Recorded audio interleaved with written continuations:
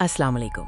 आज हम बात करेंगे कुरान पाक की सबसे खूबसूरत सूरा में से एक सूरा अर्रहमान की कहानी और उसके गहरे संदेश के बारे में।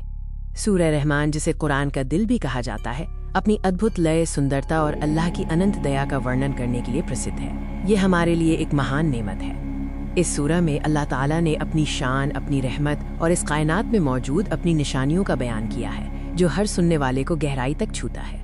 आगे हम जानेंगे कि ये सूरा कब और कहाँ नाजिल हुई और इसका मुख्य संदेश क्या है। आइए अब जानते हैं सूरह अर्रहमान के नाजिल होने के इतिहास के बारे में। ये सूरह मक्का के शुरुआती दौर में नाजिल हुई थी। उस समय मुसलमानों पर जुल्म हो रहा था और अल्लाह ने उन्हें अपनी रहमत और शक्ति की याद दिलाई। इसका नाम अर्रहमान रखा गया, जिसका अर्थ है परम दयालु। ये नाम अल्लाह की उस दया और रहमत को दर्शाता है जो इस दुनिया में हर चीज पर हावी है। सूरह रहमान की सबसे खास बात इसकी एक आयत है, फबी अलाई रब्बिकुमा तुकज़िबान।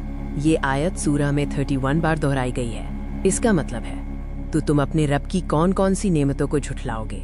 ये पुनरावृत्ति हमें बार बार कृतज्ञ होने का आह्वान करती है। ये आयत इंसानों और जिन्नों दोनों को संबोधित करती है और उन्हें याद दिलाती है कि वे अल्लाह की अनगिनत नेमतों को नजरअंदाज ना करें। ये सूरह कायनात में अल्लाह की नेमतों का एक खूबसूरत वर्णन करती है। इसमें सूरज, चांद, पेड़, सितारे, दो समुद्रों का मिलना और जमीन पर उगे हर तरह के फल और अनाज का जिक्र है, जो सब अल्लाह की दया के प्रतीक हैं। सूरह में इंसान के मिट्टी से बनाए जाने और उसे बयान यानी बोलने, समझाने और जाहिर करने की शक्ति देने का भी वर्णन है, जो सबसे बड़ी नेमतों में से एक है। सूरह रहमान में आखिरत के दिन का भी वर्णन है, जिसमें जन्नत और जहन्नम दोनों का जिक्र है। जहन्नम का वर्णन एक चेतावनी के रूप में किया गया है, ताकि हम अल्लाह के बताए रास्ते से न भटकें और उसके अजाब से बचें। इसके विपरीत जन्नत का वर्णन उन लोगों के लिए एक खूबसूरत इनाम के रूप में किया गया है, जिन्होंने अल्लाह की नेमतों को पहचाना और उसका शुक्र अदा किया।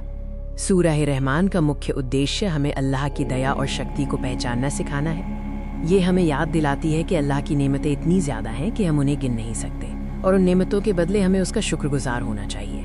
कृतज्ञता यानी शुक्रगुजारी अल्लाह की सबसे बड़ी इबादत है। ये सूरह हमें हर हाल में अल्लाह का शुक्र अदा करने की प्रेरणा देती है।